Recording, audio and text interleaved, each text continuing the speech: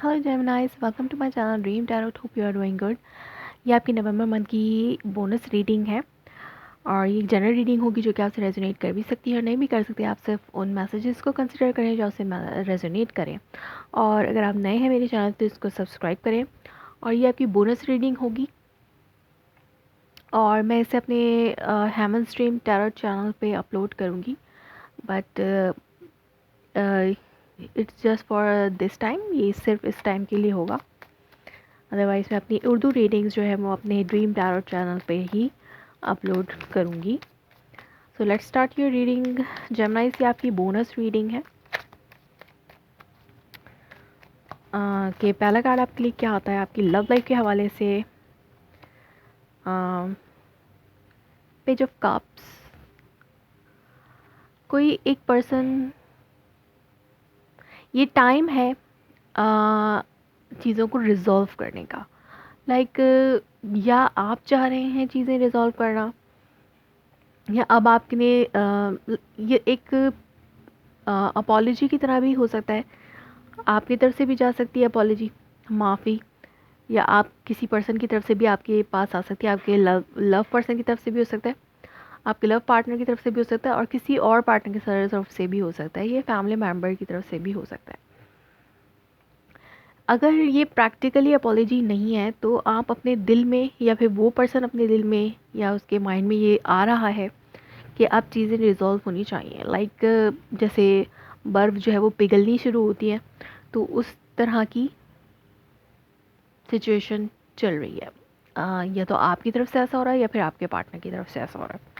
आप किसी अर्थ side person से भी डील कर सकते हैं, टॉरस, विर्गो, कैप्रिकॉन, वरना ये कोई वाटर साइन हो सकता है, लियो, वाटर साइन हो सकता है, cancer, Scorpio, Pisces. So let's see कि आगे क्या फर्दर मैसेजेस हैं आपके लिए जेमिनाइज।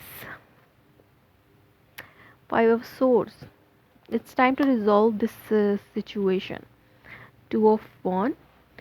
Like आपका जो पार्टनर है, या तो वो इस सिचुएशन को रिजॉल्व करना चाहते हैं। ये जो tug of war kind of situation चल रही है इस टाइम आपकी और आपके पर्सन के दरमियान, जो भी सिचुएशन है, वो इस फाइट को, जो कि नॉन स्टॉप फाइट है जिसमें रिलेशनशिप बहुत ज़्यादा हर्ट हो रहे हैं और आपका लव रिलेशनशिप भी बहुत ज़्यादा हर्ट हो रहा है इस फाइट की वजह से, तो इस फाइट को रिजॉल्व करना चाहते हैं वो पर्सन अब, और उन्होंने एक डिसीजन बनाया है। यानी ये उनका डिसीजन है कि अब रिजॉल्व हो जानी चाहिए चीज़ें। या तो उनके पास टू चॉइसेस हैं और दोनों ही चॉइसेस ऐसी हैं जो कंसिडर की जा सके, कंसिडर की जा सकती हैं। लेकिन अगर टू चॉइसेस नहीं हैं तो वो पर्सन, उस पर्सन ने अपना माइंड बना लिया है या फिर आपने अपना माइंड बना लिया है। ये एनर्जी वॉइस वर्सा भी हो सकती है, आपके रिलेशनशिप के हवाले से है ये। किसी की तरफ से भी एनर्जी हो सकती है, चाहे आपके पर्सन की तरफ से चाहे आपकी तरफ से। यहाँ पे एक और कार्ड है, six of pentacles. So definitely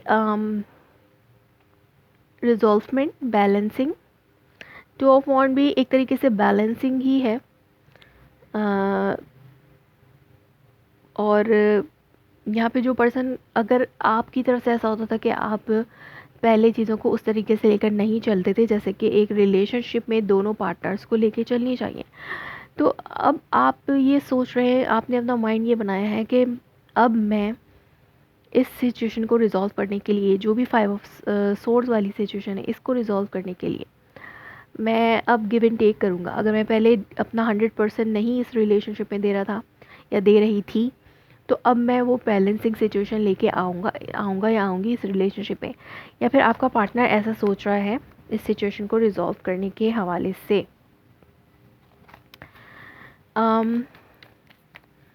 या फिर आप एक दूसरे के लिए बहुत ज़्यादा जेनरस होना चाहते हैं, या आप जेनरस होना चाहते हैं इस रिलेशनशिप में, या फिर वो पार्टनर बहुत ज़्यादा जेनरस होना चाह रहा है इस वक्त।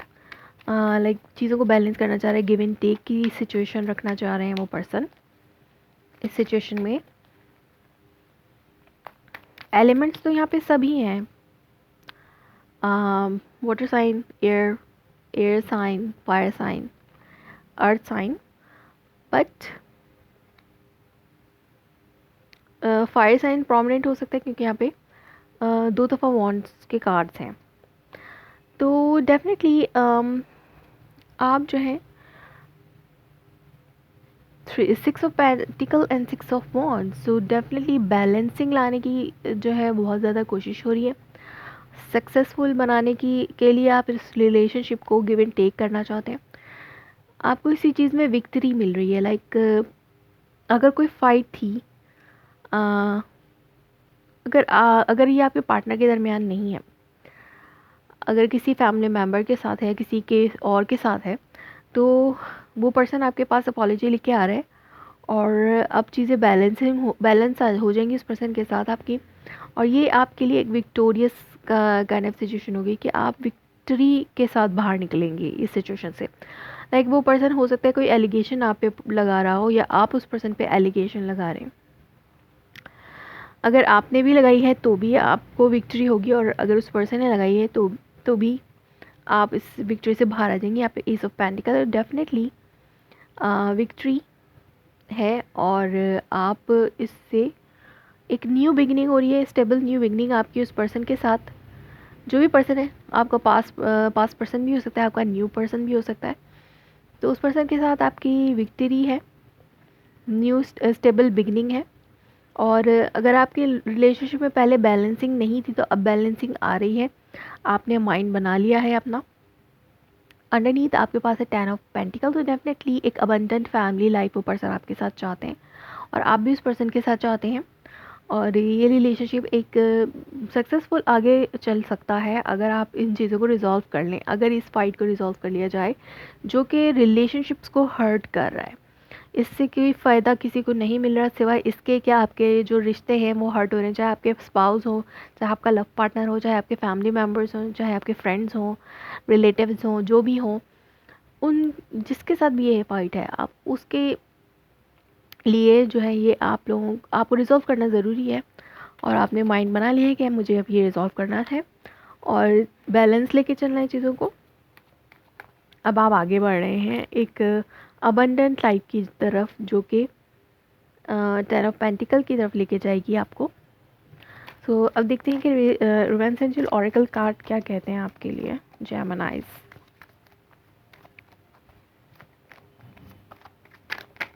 Okay, one card is here, past life relation, you have known each other before।